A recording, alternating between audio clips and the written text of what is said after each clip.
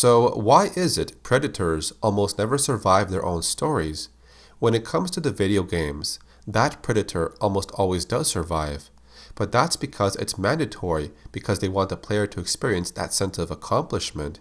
But when it comes to the films, novels, and comic books, there are very few predators who stay alive after the story ends. There are a few survivors here and there, but I did notice that some ways the predators are defeated in combat were just really questionable. So it made me wonder, how can some of these alien hunters lose to humans? Well, the answer is pretty simple. Predators are easily expendable, compared to a human character that is very important. As a human species, we want to feel that we are the most dominant in the galaxy, and when it comes to war and combat, we just want to win. Even when the predators were shown as not being entirely out to get humans, they still end up losing. While most predators have an honorable death, I want to look at a few specific stories where the predator has had a very bad death scene. I think it's okay to have predators lose in combat to some species, but sometimes their death is extremely disappointing or just sad. For this list, I want to focus on stories within the comic book franchise. The first one is called The Pride at Nagisa. It dates back to the year of 1936, where the local people talk about a heavenly body they call the hunting star. It has no fixated location in the sky, it just appears randomly, but you might be lucky to see it once in a lifetime, if you happen to live that long. A single predator shows up in the killdeer station and goes on its usual hunt. As some people start seeing a ghostly image in the area, the local villagers ask the nearby soldiers for help, but their efforts are wasted. This hunter then starts to move to the Victoria Spur area, taking out anything it wants. Another group of armed men then get sent into the Nairobi area to investigate something. Rumors spread around the village of what this thing is, saying it was no lion, but a ghost or forest devil. The team makes their way to this location, but everyone is hunted down, until only one survivor remains. The predator chases him down, but gets jumped by two crocodiles. The battle is fierce and bloody, with the predator emerging with a missing left arm, but still it continues to hunt its main target.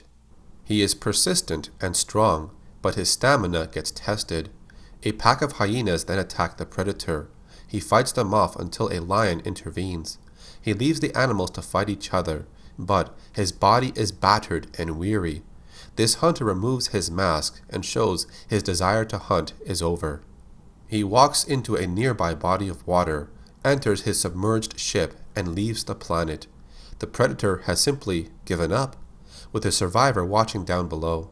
You could say the hunter made this decision because the human outsmarted him by leading him into potential dangerous areas, or because the human ended up being unarmed at the end, or maybe for both reasons. The next comic book I want to look at is called Strange Rue. The date, 1931, and the location is the Bayou Lafourche in Louisiana, Cajun country for some of you. The story includes a single predator and 3 local hunters in the area. While out looking at their traps, they notice large footprints nearby, but have no idea what creature this could be. They also speak about an old tale that runs within the town. A voodoo woman helped a man named Big John win the love of his life, but when he could not pay her back, she put a spell on him. He was then turned into a giant bullfrog called the Gollywomp. After he eliminated the voodoo woman, the spell never wore off. He would then skin other men in the swamp in search of the right skin that fits him, so he could be a man again. Most of the town people believe this is connected to all the hanging skin bodies they find, but little do they know that's not the real answer. So the 3 men run into the predator further into the swamp. They fight back and cause some serious injuries on it, but the hunter has not given up. After defeating 2 humans, his eyes are set on the final target. The predator removes its weapons and armor while injuring its left arm, to be on equal terms with the human. Clearly, this is a sign of an honorable hunter, but humans do not share the same sentiment. The human baits the predator to come after him. The hunter is brave, but foolish. He steps into a pit of quicksand and sinks to his death. The ending shows his body was skinned, organs removed, and his head was used for a soup. Not the best way to go out, but it was kind of funny. The next story takes place in Predator Primal, a story set in the Denali National Park of Alaska, where it pits the predator against a mother bear. This hunter is in search of dangerous animals. He picks up a trail and now has a new target. He follows it, hoping to bring home a worthy trophy. Moments later, he tracks down two small bears and takes one of them down with its plasma caster weapon. The other bear runs off and hides up a tree. The predator then gets challenged by the mother bear. Angry and protective of her young, she stands on her two back legs and roars in anger. While the YAUTJA is a very strong species, it seems the mother bear is physically stronger this time, in this battle at least. Although he was defeated once, the predator was not done. The battle must continue. He tracks the mother bear again, and a second duel takes place, but the outcome is the same. As the mother bear tries to protect her young cub, she goes full force against the alien hunter, and the predator is once again thrown away. After he finally admits defeat, the predator musters the strength to get up and limps his way back to his ship, all while activating his self-destruct device, and his ship blows up.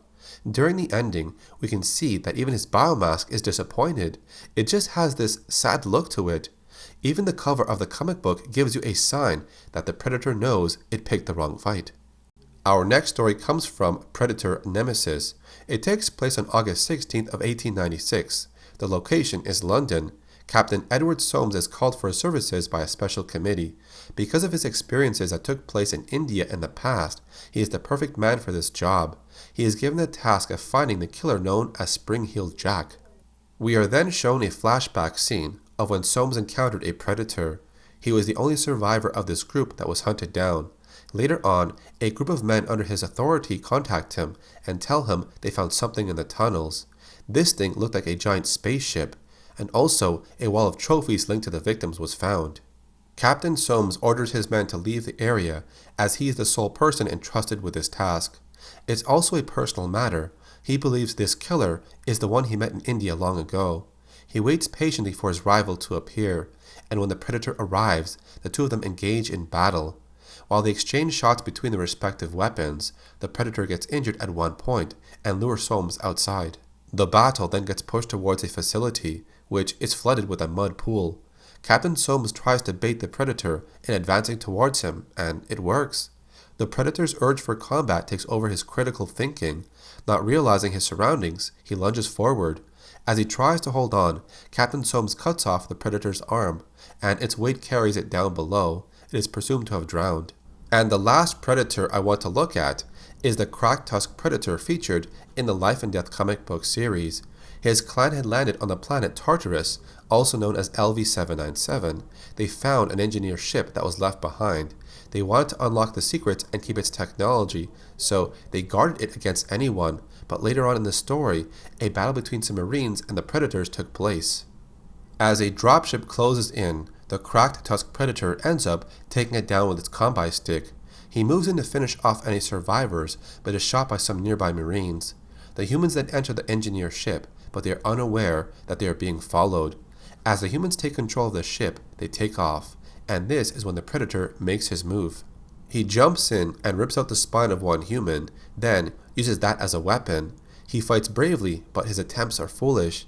While trying to attack one human, his wrist blades become stuck in a nearby sarcophagus. Unable to move or defend himself, he is shot down by the Marines. Now, I think what makes these defeats very disturbing is that most humans don't have a sense of honor like YAUTJAs do. Of course, why would they? They are just fighting to survive. So in some cases, the way the predators are defeated come off as really silly or disappointing. However, a lot of predators have died honorably, and I'm satisfied with those defeats. But if there are any ways the predator has lost that you did not like, then tell me in the comment section. I would love to hear your opinions. If you want to see more videos about the Predator universe, then subscribe to my channel and turn on notifications. You can also put suggestions down below. If you want to contact me, you can reach me on Twitter or Instagram. Thanks for watching this video. My name is Carlos, or Acid Glow, and I'll see you on the next hunt.